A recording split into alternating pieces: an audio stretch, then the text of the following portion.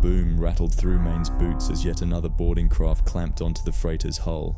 Through the towering viewport of High Priestess Nienna's chambers, he watched the swarm of attack ships emerge from their cloaking fields like predatory insects, their mandible-like docking claws ripping into the freighter's armor plating, tearing metal with mechanized savagery.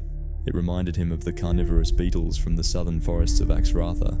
You needn't hover quite so close, dear boy. Nienna's voice carried its familiar lilt as she adjusted the folds of her ceremonial robe.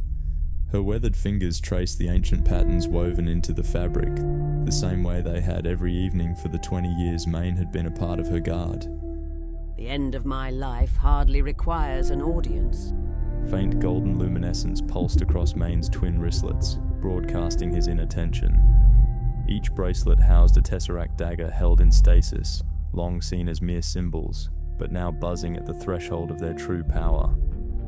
The Wardenhood's oath doesn't vanish just because the battle has turned, revered one. Scarlet emergency lights flashed through the chamber, setting the crystal mosaics on the walls aglow and washing Nienna's white hair in crimson. Outside, a silent flash erupted against the void.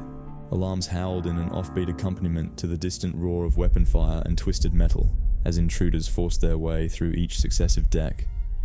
The oath. Nienna's laugh held no mirth. 7 years old when they brought you to me. Such a serious child. I still say you should have stayed on Polarian 7 a bit longer. How old were you then? 17?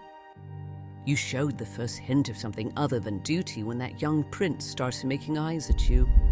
And truly, his cheekbones were spectacular.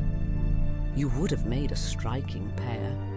I had such hopes you'd finally have your rebellious phase, storm into my chambers declaring your undying love for him. But no, my shadow stayed faithful to his oath instead. A disappointment to my romantic sensibilities, yes, but even more so to the old songs. They do so love a warrior that chooses love over duty, at least once in their life. Meyn's grip on his bracelets tightened. His thoughts drifted to that diplomatic